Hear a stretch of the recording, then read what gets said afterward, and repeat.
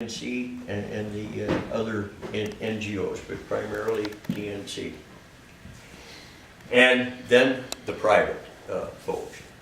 And the thing from to back up just a little bit in the community project, we went out really cold to those communities and said, what do you want to see done with this ground? Much like it sounds like you guys are doing here. We took that back in meetings, sat down, said, try to get it there, went back out and said, here's what we heard you say, did we get it right? This is what you'd like. We asked people at those meetings, if you're interested in this ground, make a circle on the map. It was old Bob Barker, come on down, circle the map. Yeah. Well, not many people would, of course. They didn't want to show any card to one rancher, didn't want to say, well, I want this piece because I know that I just do it, right? So he said, call me. And I don't know, I'm old school that way, I guess. I look at the projector, holy mackerel. And the maps. And we didn't have Facebook, we had FaceTime. And I think in a lot of respects, and again, this may be just a crotchety old guy looking backward and saying, that's the way it was in the good old days, right? Yeah. But it was that personal communication at the meetings and then the follow-ups. It's amazing I didn't gain 200 pounds from all the kitchen tables I sat at, in the Blackfoot. But I think the most critical thing was we gave them a phone number and said, if you got a question, call. And we went back and forth all the time. And we did not go, like Greg said, out with a preconceived plan to say, here's kind of what, here's what we want to do, and then go through the selling.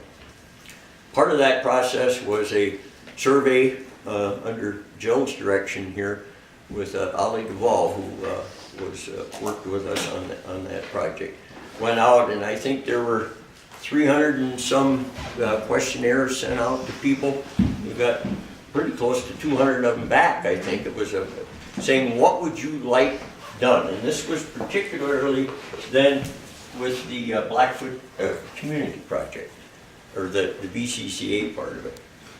And it came back, said, actually, recreation was number one, and wildlife was two, forestry and some of the other things were way down at the bottom. And that's why when we decided looking at that area, we had people, private landowners around the south end, right? Am I right, Pew? You are now. Yeah, I am now. Helmville, you don't want to talk to me anyway. So we had private landowners here, state, and Forest Service above. So the idea of the name started really with Jim Stone. Jim said, that'd be area. We got that area that these people have lived around the edges, and it'd be nice. We could maybe use that for a grass bank or a grazing, kind of a community commons area, if you will, because there are a couple of ranchers had grazing rights there, and there were another one that was inactive. And that morphed then through these meetings, through these sessions, as Greg indicated. We went to we looked at the term forest. We decided on that conservation area because it was kind of the old definition of conservation, if you will, of wise use, right? And it was not, it was about as neutral a term as you could come into. We got in trouble with it a little bit as we developed the plan because of the people that lived around the conservation, the BCCA, getting specifically into that. You'll see some of those folks now today and tomorrow. They'd used it, they'd grazed it. Some of the folks, they had logged that thing, over the years. Other folks that had come into the country and bought some ground on it, looked at it as a recreational area, good spot that they could do horseback riding in. The people hunted on it. So they had all these different views, and as it turns out, their conservation, the concept of conservation was different, depending on who you talk to. To some folks, the BCCA was like a wilderness, right? Folks that lived next door and moved out from Chicago said, holy crap, right? And the rancher or Jim Bauer who logged on the thing, lived next to him. That ground, guys, we've been working on that ground forever. Some of the guys had been trapping on it forever. So it was a matter of sitting down and melding and coming back and forth, back and forth. So after all these sessions came through, we started with the process. And here's where TNC again stepped up to spend the $10 million. We had to raise $10 million to go ahead and buy that property. And one thing I'd like to stress is that it was an all-inclusive project with the people. We learned early on, my old running buddy Lan Lindbergh and I from down on the river there, we did a project back. We tried to get a little rural zoning, Denny, down in Potomac. You've lived with one. It was, and we thought, oh, this is a good deal. We put some stuff together, took it out to the Potomac Community Center, and had people come up, and God, it was like the St. Allen Day Massacre, right? We were like that, we just got hosed. And we thought, oh, Lord, I lost quite a little hair. So we said, okay, that's enough of that. It was the agency approach, an early messed up approach, right? So we said, okay, this time we're going to include as many people as possible.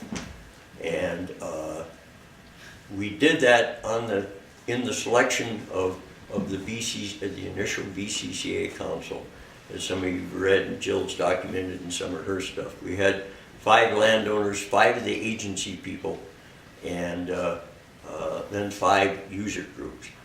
But the critical thing was we didn't try to exclude the flamethrowers on the left or on the right. We brought everybody together and said, okay, we lost a couple of people in that process. Some of them just said, that person's idea of a conservation and working area, I said, ooh, And somebody else, on the other end said, it should be all wildlife, and if it's not completely wildlife oriented, I'm out of here, and he was out of here, right? So, but it settled down, and the people, we asked them to be respectful for one another, commit yourselves to 2 years of work to develop it, and show up for the sessions. And we chose the members. A group of us sat down and we asked people to apply. They came in. We had people that had lived around the fringes. We had some of the people that were the newer folks that had moved into the valley, some of them on a recreational summer home, others on a permanent basis, and we included them all. And I think that was, if there was a key to the success of that, number one was the TNC willing to stand up and saying, okay, we'll take a chance with you guys, we'll raise the money, and we'll support you if you guys hang in there and include everybody. And unlike other areas that we visited where, I don't want to disparage this group, but there was an adjacent area in a different state we went to, and they had some of the same thing, like you're experiencing too. People moving in, buying homes, buying property that did not grow up there, did not have that working relationship. And they had that split. They referred to them as newbies, for crying out loud. Right? And we, on the other hand, said, no, it's all one. Because the newbies, if you will, they brought in political experience, A lot of them had either funds of their own, they had lots of people, they were used to fundraising, they were used to these large organizational things, right? And so they loved that area because of the way it was. The people that lived around it loved it because they'd grown up with it, right? It was their backyard. Even though some of you with Plum Creek have to say, like the old cowboy said, it was rode hard and put away wet. That ground was, right? But it had this range of values depending on who was there. So that's when the council was formed, and from those, and that's what the people were committed to do.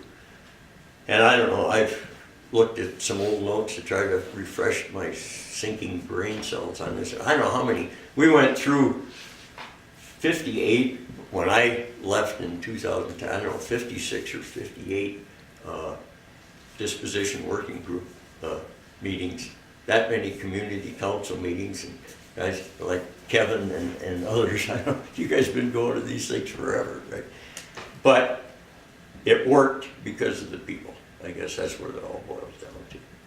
And the BCCA core is this area here. And then we looked at expanding it and actually including the Forest Service, Department of Natural Resources and Conservation.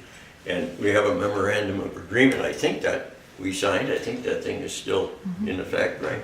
We're doing joint management as best we can across boundaries and with critical things like hunting and access and these. There's a ton of details, as you can imagine, on this, and I don't want to bore you with all this down the road. The biggest issue that I think the council had to deal with was motorized access. We had two committees, one looking at biological stuff, was fire and forests and weeds and grass and water, and then we had a social community looked at recreational activities, land use, some of these kinds of things. And we followed the old challenge rule of the 80-20 rule, where you tried to work on 80% that you agreed on and kind of ignore that 20% as best you can and figure, well, we get 80% taken care of, the 20%, some of that will come along with it. And so we definitely put the recreational motorized vehicle access was in that 20% because, and worked through that. That was some of the hardest sessions and the hardest meetings. But again, the folks that were on the council originally, and I'm sure the same is there today, they were committed to sitting down and listening and doing it. Again, it was face to face, right? And that's where I'm glad there wasn't any Twitters or tweets or dinks or whatever they now, right? I mean, if you wanted to talk to somebody, you sat down and you talked to them. And I think that was so critical to the success of this. So, I don't know, is there something you'd like to hear that I should? I'd say let's open up questions. And one thing that I think Bee was going to talk a little bit about was like how did we put the funding together for this actually to occur, right? The Blackfoot Challenge and TNC. Yeah, it was fundraised for that core area, the core. which is 5,600 acres. That's what is the core of the community forest now owned by the Challenge. There was a collaborative. That was the $10 million raised. Effort there. And just a little more on that map there, the light pink or pinkish tan, as well as the pink lands, those were the Blackfoot Community Project lands within the larger red line of the BCCA. There's about 10,000 acres there. It took years to get to the point of, okay, this 5,600 acres is going to be the core, and the rest, who shall own that, whether it's DNRC, Fish, Wildlife and Parks, Forest Service. You can see how it was eventually disposed of there with conservation easements on some of it.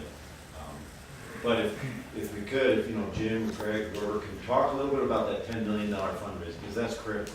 Well, there was. Hank, we might want to back up and talk, how'd you get to the $73 million and get the whole thing started, and then as you shrink down to the BCCA, because this is important. Your county commissioners, right, all that stuff you work on. Yeah, we went through the county. Well, and we had a good senator Burns that was on the Interior Appropriations, which helped when it came to money for the federal acquisitions and the land water conservation funding and some of these others. But then a fundraising committee was developed with a joint group with the Blackfoot, the local residents, Blackfoot Challenge, and TNC. And there were co-chairmen. One was one of the John Rowe, one of the newer landowners that had good connections with foundations, etc. My position was funded through the Kendall Foundation, through TNC, even though I actually worked for the Blackfoot Challenge for those 3 years. So it was a combination then of the private fundraising, and they met numerous times, right, and held little sessions in the community, right, at various people's homes, raising small amounts of money, but it was more important, here, whatever you can contribute, right? If it was $5 or $5,000, it didn't really care, that we wanted everybody to feel a part of it, rather than just going out and hitting a few fat cats. But we, you know, we got some fat cats lost a life or two on the process too. But that's where it was good, you know, to be able to include the wide range of stuff. So, I don't know, any more specifics on that fundraising? Maybe I'll dive into a little bit, and then if I miss it, you guys jump on it. So, essentially, it was a $75 million package for the Blackfoot Community Project. And when we had our senator, Senator Burns, on Jim's deck at his ranch, he wrote down a number and he said, "So what are you guys asking for?" And we said about $64 million, and he wrote down 64 million. And lo and behold, as part of this process, over a lot of years, we're able to bring in about $65 million of state and federal funds to do acquisitions, you know, that would go to federal or state ownership, and for things like conservation easements. But then our commitment to him was that we were going to have skin in the game. And that skin was going to be $10 million that we were going to raise locally as part of this, okay? And as Hank said, we had a traditional landowner, Ella McNally, on this committee, and we had a non-traditional person in John Rowe. And one of the first people we went to for fundraising was John Rowe, and he was an adjacent landowner right here on the North Fork. And we sat down with him and we said, you know, we knew he had a fair amount of money. Would you be willing to, you know, kick in a fair amount of money? And he said, "Here's what I'll do. I'll kick in $1 million for this project. But I then want to chair the committee, or co-chair. And the reason I want to do that is I want to make sure that we get to the 10 million if I'm going to invest $1 million. And because it's in my neighborhood, it's really important to me." And so you had folks like John that did that. But what we also did is we had a community event where it was $10 to get in the door. And those people had skin in the game, right? It was $10. $10 of them was maybe like $1 million to John Rowe, but it was their skin in the game. And then we had things like this core area here. So that was 8,300 acres total. We ended up owning 5,600 under the Blackfoot Challenge, because this went to DNRC and this went to DNRC. We did a conservation easement on that in order to bring the value down, right? So when we originally looked at that, we thought, if we could have a residence on here as part of that conservation easement in case we want a big office or whatever it is, we would do that. And we looked at the values, and those values then came in at about 38% of the full value for a conservation easement. We went, "God, so now we got to raise the other 62%. So, well, what if we didn't have a residence on it? Okay, that all of a sudden brought our values up to a little over 50%. And so then, as part of the process, went back to the community and said, we think we can raise the money through the Fish and Wildlife Service, through land and water conservation funds. We don't think we can raise enough with the one residence, but we think we can without. And the community sort of chewed on, and they went, okay, that's the route we're gonna go. So we ended up doing that without a residence. So then all of a sudden you get about 50% of that picked up through land and water conservation funds, and then our private, you know, givings and whatnot were able to come in and get the other 50%. But then we didn't want we didn't just want ownership, because one of the big things our landowners told us was, please tell us that we're not just gonna buy more federal and state land or public lands or community lands and not manage it. So we wanted to set money aside for a stewardship, for an endowment, right? So that we could have a Brad Welsing on the ground, so that we could do proactive things to say to those folks, we're gonna manage our timber, and we're gonna manage our weeds, and we're gonna manage our roads, and we're gonna do those things. And so all of that was part of the package, and Hank had to, Hank had to keep going back to all those people and say, we heard you, yep. And we had to work with the county commissioners, and this was really important, because as you guys all know, when you go to Washington DC, and we made a lot of trips to Washington DC, that was, the Blackfoot Challenge had to come out of our shell as part of this big project. We were this group that hunkered down and didn't want, we just wanted to get stuff done. But when you take on a $75 million project, and eventually it became $300,000 with the Nature Conservancy, you gotta get out of your shell. And you gotta go to DC, and you've gotta politic, and you gotta put your name out there. And as soon as we met with senators and representatives and agency heads and whatnot, what did they all say to us? How are the county commissioners? Where are your county commissioners at on this deal? Okay, well, one of our counties that happened to be in this county is Powell County. And Powell County, we were already maxed out on Piltdown. And so if we brought in any more federal ownership, the county was gonna lose money. And the county said, gosh, guys, we can't get there. And so the group, I had nothing to do with it, but the group was amazing. So they went to the county commissioners and they said, okay, as part of our fundraising, this $10 million, we're gonna set aside money for Powell County to offset that. And they said to Powell County, how do you wanna deal with that? Do you want us to make payments to you, or do you wanna do a lump sum? And correct me if I'm wrong, you guys, Powell County came back and they said, if you could give us a lump sum, then we can invest that how we want to invest it and do the things that we want to do.